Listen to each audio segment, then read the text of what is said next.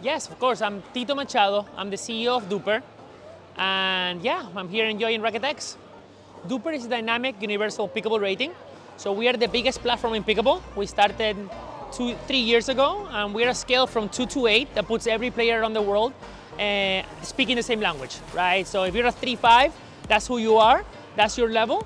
And we're global, we're in 158 countries, we have over 1 million users, and we're growing 20,000 new users every single week, so exploding. I come from the tennis industry, so I came to the US to play college tennis. I work in the tennis industry on the pro side, on the technology side, as a coach. So that was my first love. And 3 years ago, I got introduced to pickleball, right when it was starting to turn into the phenomenon that is today. And light bulb turned on. I was like, oh my God, like this is gonna explode.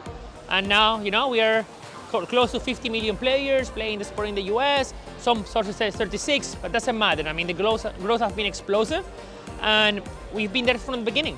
I think we're looking at an ecosystem, right? We're at Racquet X right now. We have squash, we have padel, we have pickleball, tennis. Like, this is how the sport should be built, right? The racket sports industry. At the end of the day, it's all about eye-hand coordination, similar movements, and if the sport is about accessibility. If I go to a club and I can play squash and then I can jump into a pickleball court, we can get everyone introduced to different sports and build each other, right? I think there is a whole discussion about, is pickleball taking over tennis? Is padel gonna come now and take over pickleball? And the way I see it is the opposite. We should be looking at multi-club sports, getting everyone together and making sure that we're nurturing participation, right? So yeah, I think we're in this together and we shouldn't be fighting for it. The big difference between other sports is that it's extremely social. It's way more community-centric. And what I mean by that is, like, actually, you and I just spoke, right, about how padel is very social in Spain and in different countries, and it's very attractive because of that. Pickleball takes it to the next level. Why? Because the main concept of how it's played is open play. Open play means that you show up at a park, at a club, and there is 200 people playing, rotating, and you don't know each other. It's not like I am gonna find 3 friends and go and play paddle.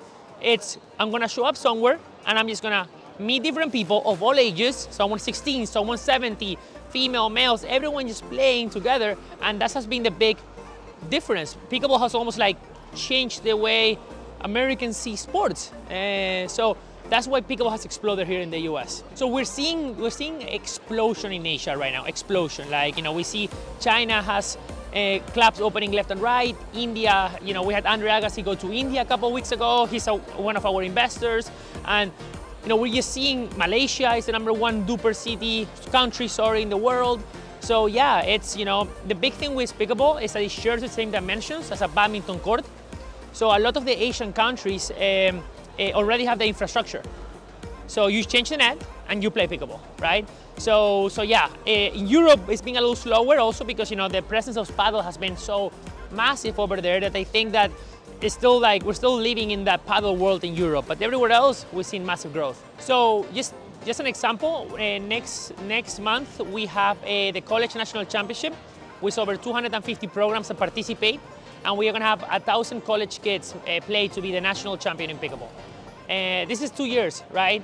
We have hundreds of thousands of players already, that are juniors, that are college players that are coming in.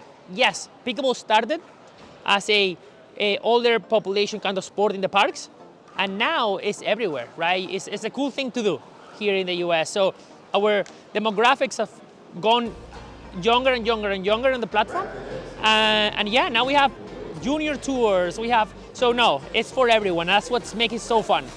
I think, every sport, every racket sport can take learnings from the other, right? Squash has great history, and, we can learn so much from it. I think the pickleball community concept should be adopted everywhere in racket sports, right?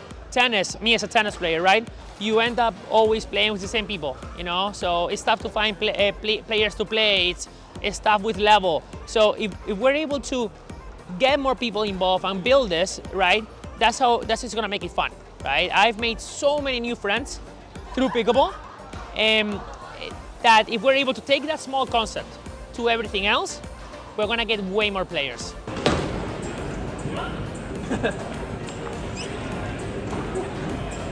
How was that, guys? It was so much fun. I think I need to start training a little better, but yeah, it's a blast. I will get addicted to this for sure. 100%. It's a different workout, huh? It is. Slightly more. Yeah. I do a lot of cardio, a lot of running, but I think it's the future from us, coming from a squash perspective and looking at all the opportunity in the courts that have been built. With paddle and pickle, I think somehow we've got to look at this multi-court venue, look at what Pete's doing. You know, you can go from a pickle court to a squash court to a paddle court, get the intense workout you get here. It's a brilliant combination. this is the future, right? Again, go and play paddle, go and play some squash, finish the day with some pickle. Why not? You know, let's nurture the ecosystem together. I'm dying. I'm gonna stick to pickles.